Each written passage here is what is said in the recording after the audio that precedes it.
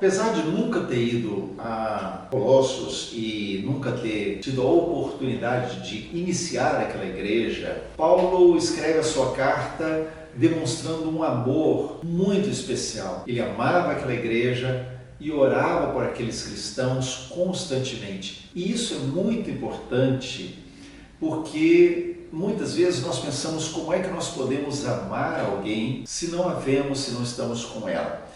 Como é que o amor pode ser desenvolvido?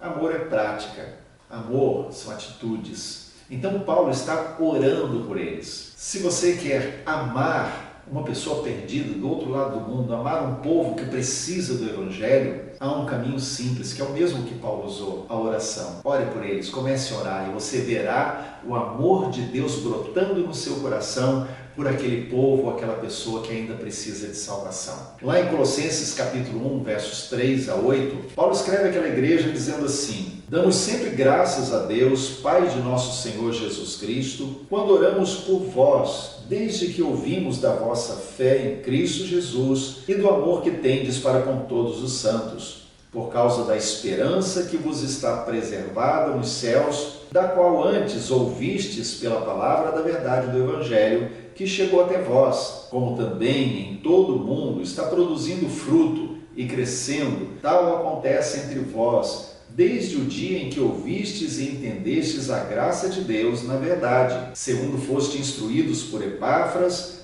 nosso amado conservo, e quanto a vós outros, fiel ministro de Cristo, o qual também nos relatou do vosso amor no Espírito.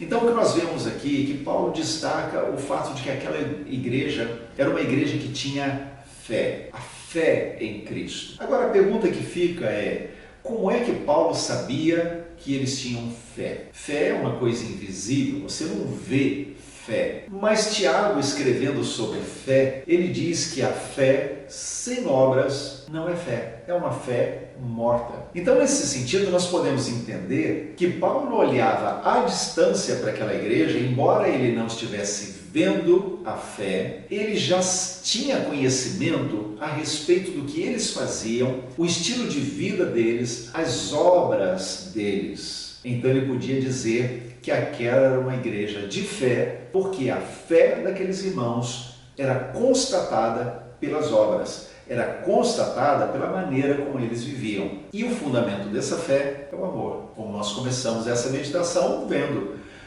Quando Paulo vê uma igreja que tem fé prática, essa atitude de fé também está alicerçada em algo fundamental que não se vê, mas que se pode constatar na prática, que é o amor, nas atitudes. Isso é o amor. Então, Paulo, sem conhecer, ele sabe que eles são fiéis e amorosos. O Evangelho de Jesus Cristo é a boa nova de Deus, daquilo que Deus fez através de Jesus Cristo. A boa nova a respeito do fato de que em Cristo nós temos vida, recebemos vida de Deus e que revela o coração de Deus para nós, como Deus nos ama e o projeto eterno de Deus para nós. Agora, se Paulo está dizendo que aquela igreja estava prosperando no Evangelho, ela estava prosperando porque alguém havia anunciado o Evangelho àqueles cristãos. Alguém havia anunciado as boas novas, ou seja, que há vida em Deus. Alguém havia anunciado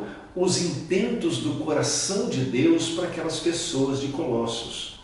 Então, se eles estavam prosperando, tudo começou no momento em que alguém pregou o Evangelho para eles. As boas novas precisaram ser anunciadas. Quem pregou? Possivelmente, como vemos já aqui, foi Epáfras, primeiro a pregar na sua terra natal. Era uma cidade que tinha sido impactada pela verdade do Evangelho, porque alguém ousou pregar. E Deus precisa de muitos Epáfras nos dias de hoje. Pessoas que, movidas por fé e amor, ousem pregar em todo lugar. E Deus está disposto a iniciar coisas novas com pessoas assim. Deus está disposto a iniciar novos momentos da sua igreja, quando Ele encontra pessoas que amam e têm fé e que desejam de fato pregar o Evangelho, levar as boas novas a todos aqueles que precisam de Jesus.